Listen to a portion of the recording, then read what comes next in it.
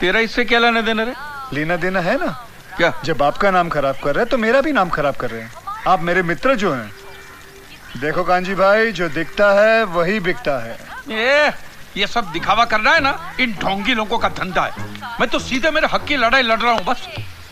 और लड़ाई में आप तब जीतोगे जब उनकी असलियत लोगों के सामने लाओगे, और ये तभी मुमकिन है जब खुद तुम लोगों के सामने आओगे। स्वयं कृष्ण को भी कंस को मारने के लिए अखाड़े में खुद ही उतरना पड़ा। ये तेरी अमर चित्र कथा बंद कर यार। पर तेरी ये वही इंसान है जिन्होंने भगवान पे केस किया है। कांजी भाई, वेलकम टू आवर शो। मेरा सबसे पहला सवाल आपसे ये है कि आप सभी धर्मों के पीछे क्यों पड़े हैं? आप लोग मीडिया वाले मैडम आप लोग सवाल ही ऐसा पूछते हैं कि जवाब देने से पहले ही आदमी दोषी साबित हो जाए। मैं सब धर्मों का आदर करता हूं और किसी भी धर्म में मानता नहीं। ये आदमी कभी नहीं सुधरेगा। और अगर भगवान है तो मेरे सारे सवालों का जवाब देंगे। उतना ही नहीं, वो मेरी लड़ाई में शामिल भी होंगे। वो कैसे? अब जब छोटी थी, हाँ छोटी बच्ची थी, तो अपने पापा से चॉकलेट मांगने के लिए अब क्या करती थी? माने से पापा के नाम की माला जपती थी, पापा चॉकलेट दो चॉकलेट दो चॉकलेट दो, कि पापा के सामने अगरबत्ती घुमाती थी या फूल फेंकती? नहीं, मैं ऐसा सब कुछ नहीं करती थी।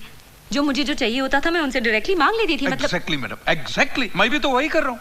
हुआ यह है कि दुनिया वालों ने मुझे बचपन से ऐसा समझाया कि भगवान तो हमारे बाप के समान है। होगा, लेकिन मैं यकीन कैसे करूं जब तक वो मेरा बाप मेरे सामने नहीं आता?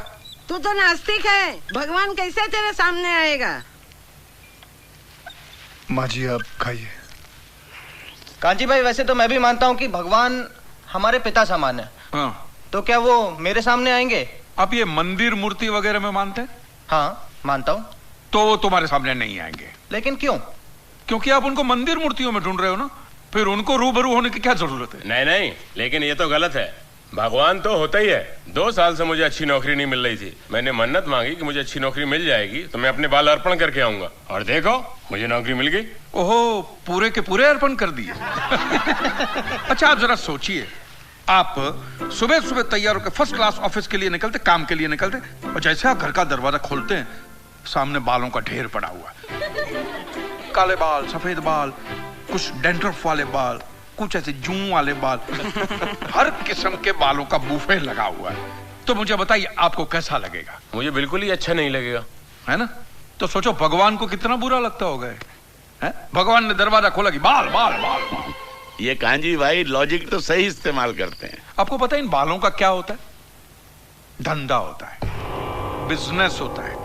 ये बाल अमेरिका, लंदन ऐसे विदेशों में बेचे जाते हैं। इन शॉर्ट आपकी श्रद्धा का वहां धंधा होता है। इवन सरिया पैसा बंदे में दम है यार। लेकिन उन पैसों से स्कूल, अनाथ आश्रम, अस्पताल, चैरिटेबल ट्रस्ट चलते हैं, उससे भी आपको दिक्कत है? ये तो ऐसी बात होगी, जो गुटखा बेचता है वही कैंसर की हॉस्पिटल खोलता है। और मैडम ये सब चलाना ही पड़ेगा, क्योंकि ये सारा पैसा ब्लैक का आता है। इसका अगर आपने व्हाइट में कोई ट्रांजैक्शन नहीं दिखा तो इनकम टैक्स वाले आपका गला दबा के जेल में डाल देवे। मुझे प्रॉब्लम है इनके पैसे निकालने के तरीकों से।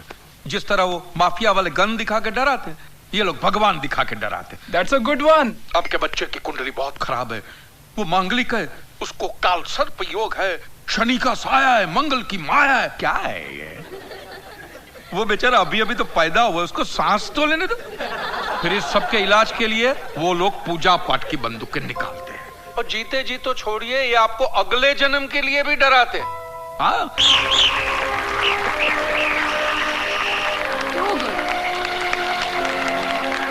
तो आपके हिसाब से धर्म की परिभाषा क्या है? मैं समझता हूँ जहाँ धर्म है ना, वहाँ सत्य के लिए जगह नहीं है, और जहाँ सत्य है, ट्रूथ है, वहाँ धर्म की जरूरत ही नहीं है। बिल्कुल सही कह रहा है। धर्म या मजहब एक इंसान की जिंदगी में क्या काम करता है?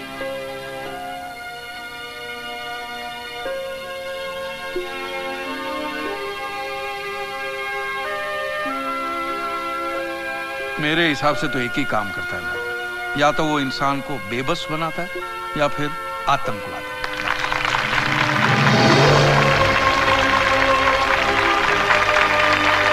He's too good. नहीं सुधरेंगे। Motivate. Oh my God. Oh my God. Kazi भाई, Really, you have changed my concept about God. Honestly, court का नतीजा कुछ भी नहीं है। आज की युवा पीढ़ी, युवा क्या, हर पीढ़ी को आप जैसी सोच की जरूरत है। I applaud you. Hey guys, he's my father.